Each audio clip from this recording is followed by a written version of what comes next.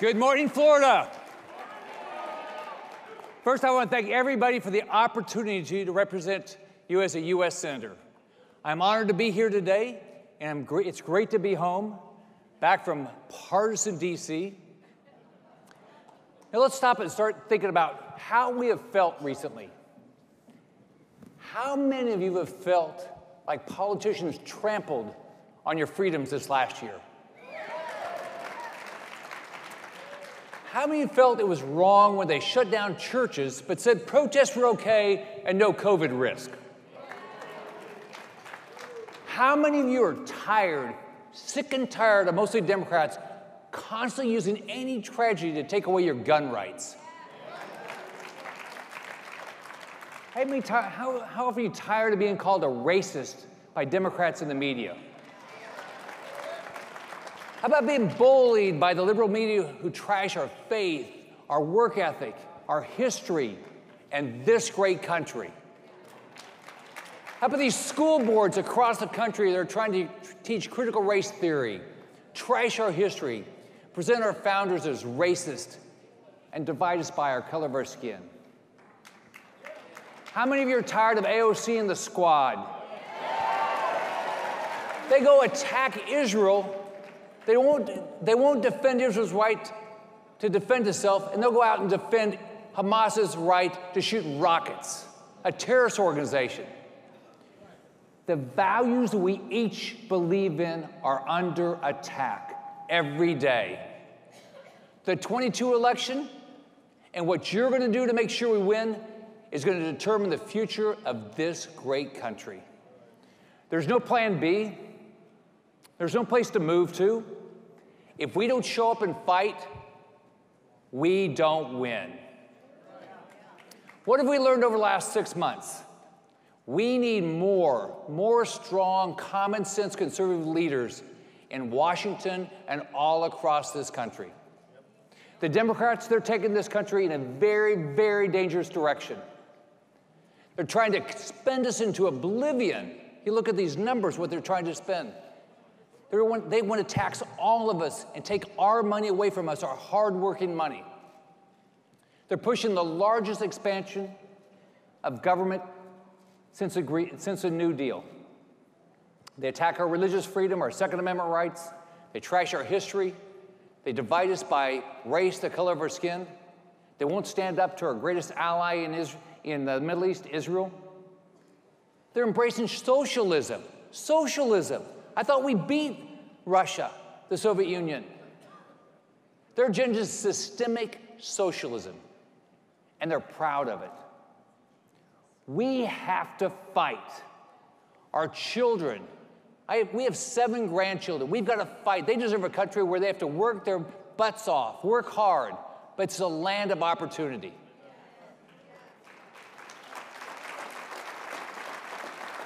So, every Thursday we come home, that something doesn't happen, it's an unbelievable day for this country. The Democrats' entire agenda is based on one bill. They want to federalize elections to ensure Democrats are always, always in charge. The bill is called the Corrupt Politicians Act. It's a sham, it's a lie, it's nothing but a big power grab by the Washington Democrats. Look, the Democrats don't want free and fair elections. They want elections only Democrats can win. That's a good election in their mind. Make no mistake, the entire Democrat Party, from Biden on down, is engaged in a big lie when they say it comes down to election reform. They claim that any election reform suggested by us, by the Republicans, well, it's to suppress the vote, and it's because we're racist. That's a lie. We need to stand up and say, they are lying. Voter ID is not racist. It's common sense. Preventing ballot harvesting or drop boxes that aren't secure, that's not racist. It's common sense. Preventing illegal immigrants from voting, it's not racist. It's common sense. The Democrats' Corrupt Practices Act is an assault on free and fair elections, and erode state safeguards that keep each of our elections fair so your individual right to vote is never, never, never diluted. Our goal is maximum participation in zero, not some, zero fraud. Everything now the Democrats talk about is racist, right? Now even the filibuster is racist. Even though President Biden, when he was in the Senate, and many Senate Democrats have used it forever. Last year, remember Tim Scott had his police reform bill? They used a filibuster to stop it, but somehow now it's racist. Look, these people are ridiculous. I think they actually do believe America is racist, and they're clearly trying to teach it to our kids. They want to divide us by the color of our skin. They're wrong. It's not good for this country. America is the greatest country in the world. This country has given more opportunity for people here and around the world than any other country ever created. You know, I recently took my oldest grandson to a military museum. He's going to be a paratrooper like my father. And so the guide said, you know, he asked the kids, if they knew the Pledge of Allegiance. I'd never heard it before. I've never heard him say it before. I was proud. They gave him a sticker because he said it perfectly. So why don't we do it together now? Let's stand up. We believe in it. I pledge to the flag of the United States of America and to the republic for which it stands, one nation, under God, indivisible, with liberty and justice.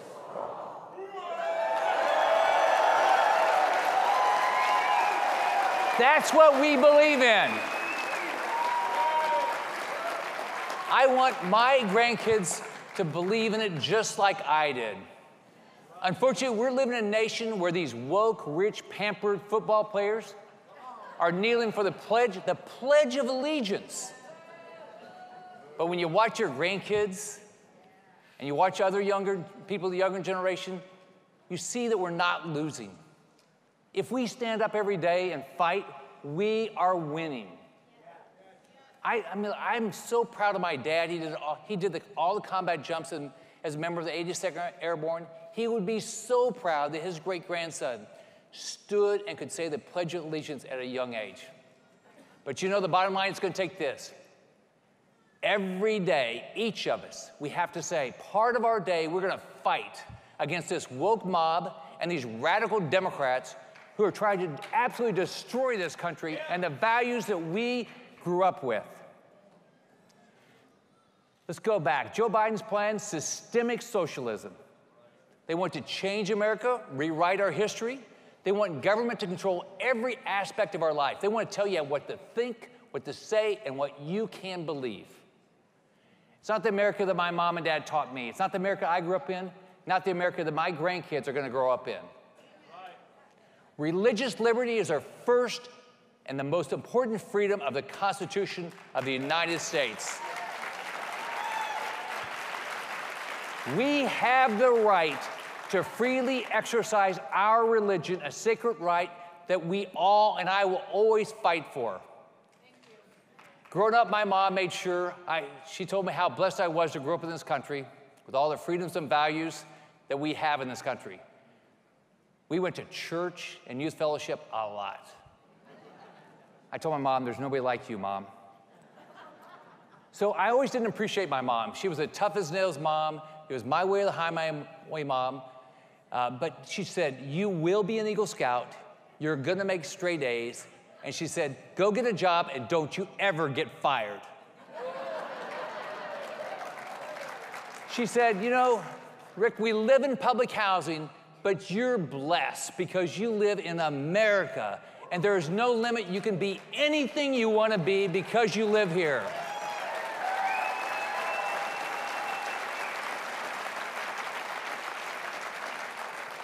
So last year was pretty challenging for many of us, and clearly are challenging for our faith.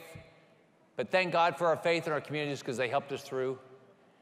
Government doesn't have the right to take any of this away from us.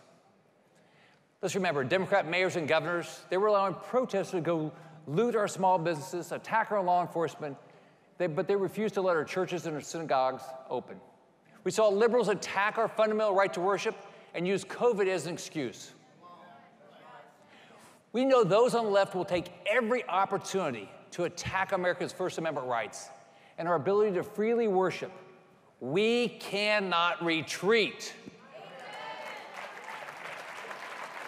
You know, the other thing, as Steve Scalise says, there's an all-out attack on the people of faith that respect and cherish the sanctity of life. I make no mistakes. I am pro-life. I don't water down my words. I don't look for careful, political sounding cliches. Life begins at conception. If you deny that, you are absolutely anti-science. Remember, the Democrats are so science? The Democrat Party is full of anti-science nonsense. Every single human being knows that life begins at conception. Everyone knows there are two categories of people: those who admit it and those who are going to go lie about it. But they have to lie to themselves. Otherwise, they would have to admit they were supporting destroying innocent human life. Here's something that we all should be excited about, though. I actually believe the younger generation, they're coming our way. They know that a baby is a baby. It's not that hard. And many are questioning why Democrats won't admit it. I'm going to do just what you're doing. We're going to fight like hell to protect life. My Republican colleagues are going to do the same thing in the Senate. We're not going to blink on the issue. We're going to fight every single attempt by the Democrats to destroy life. And it's disgusting that this is not a bipartisan issue. It's actually pretty awful.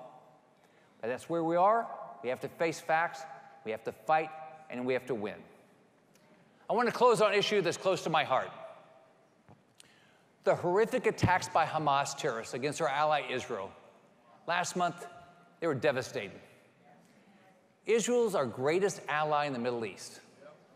Israel has every right to defend and protect its people from terrorist attacks and to do whatever is necessary to stop the murder of its citizens. We can't equivocate about this. So instead of standing up for our strongest ally in the Middle East, Democrats in Washington waffled and danced around the issue. Some even openly defended terrorists attacking Israel. It's shameful. It's a disgust. It's disgusting. It's a disgrace. I've had the opportunity to travel to Israel a bunch of times, and I talked to families.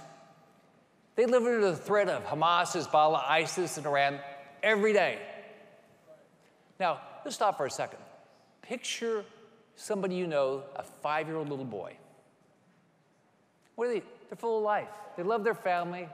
They're happy. Puts a smile on your face, right? Now let me tell you about Hamas and a 5-year-old, Edu Avagal. Edu, like all of us, loved his family. He enjoyed playing with his friends. He was killed by Hamas rockets that pounded Israel. Edu's life was taken by these terrorists. I've got a 5-year-old grandson, Eli. I can't imagine losing him. And think about the 5-year-old you thought about. Could you imagine what that family is going through right now? I visited communities close to the Gaza border. They had seconds when the sirens gone off to get into the bomb shelter. Little kids would raise their hand instinctively because they believed somebody was going to pick them up. That's disgusting, that you have to live under this. Israeli children are taught, don't touch balloons that fly into your backyard, because guess what? Hamas sends them in and they drop in neighborhoods, and they have explosives to kill and maim little children. That's today's Democrat Party. They're supporting this stuff. They've been taken over by radical, anti-Israel people like the Squad, who are apologists for Hamas. It's disgusting. So we've got a big election next year. It's going to determine the future of our lives, our country, what happens to our families. We can prevent the Democrat Party from leading our country down this radical path to socialism, and we will. I'm the chairman of the National Republican Senatorial Committee. We're going to win all across the country. I'm committed to fighting back against these radical Democrats. We're going to find strong, common sense, conservative Republicans that will fight to defend life, protect religious liberty, protect the Second Amendment, stand up for Israel, and stop the Democrats' systemic socialism agenda. How are we going to do this? We're going to do it together. We just need one more seat. But I believe that we will reject the Democrats' agenda. We're going to get leaders in Washington who are going to fight to preserve our rights under the Constitution, what we believe when we said the Pledge of Allegiance. We each took the same oath of office. I said, I do solemnly swear that I will support and defend the Constitution of the United States against all enemies, foreign and domestic, that I will bear true faith and allegiance to the same, that I take this obligation freely without any mental reservation or purpose of evasion, and I will well and faithfully discharge the duties of the office of which I'm about to enter, so help me God. We will win. God bless you. God bless the United States. Let's win this together for our children and our grandchildren. Have a great day. Bye-bye.